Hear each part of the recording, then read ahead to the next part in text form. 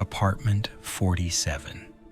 In the late 1970s, in an ordinary Soviet industrial city, there was a 9-story concrete building that looked exactly like every other building on the street.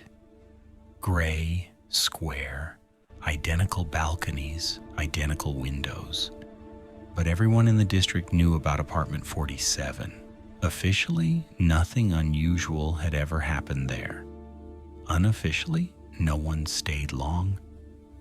The apartment was on the 5th floor, 2 rooms, narrow kitchen, wallpaper with faded flowers, standard furniture issued through workplace connections, nothing special. Yet every new tenant began to notice the same things. It started with the telephone. In those days, having a home phone was a privilege.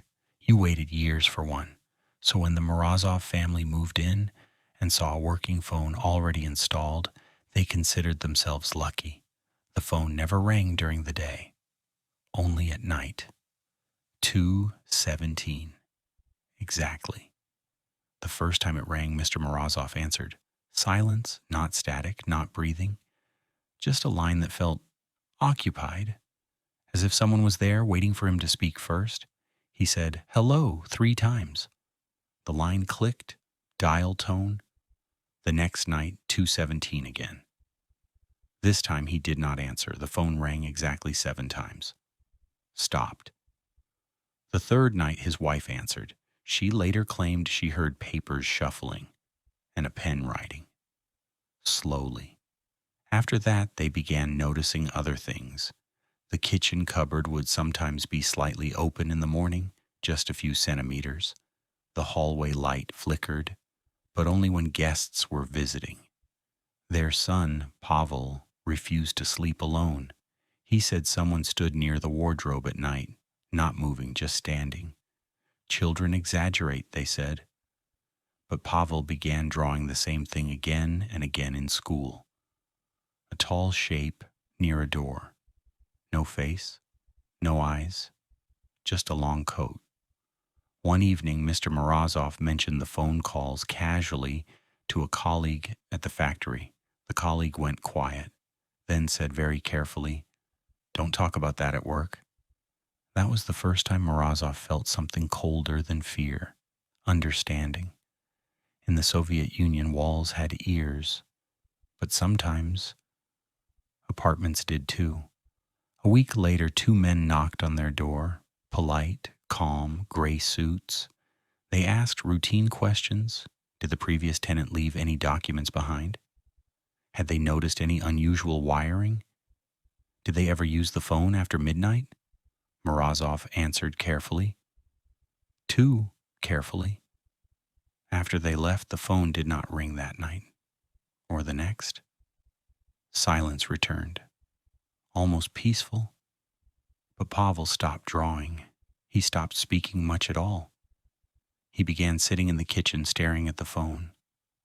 One evening he said quietly, "It doesn't call because it's listening now." His parents laughed nervously. 3 months later, Morozov was offered a sudden transfer to another city. Better pay, better apartment, immediate relocation. In the Soviet system, you did not refuse such offers. They left within a week. The apartment stood empty for 2 months. Then a new family moved in.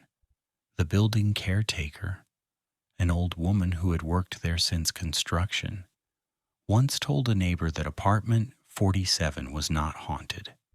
It had simply been used, years earlier, for temporary conversations. She never explained further. Some said the apartment had once contained recording equipment hidden in the walls. Others believed the phone line was connected somewhere else first. A quieter rumor suggested something stranger, that prolonged fear leaves traces in concrete, that buildings remember tension the way people remember pain.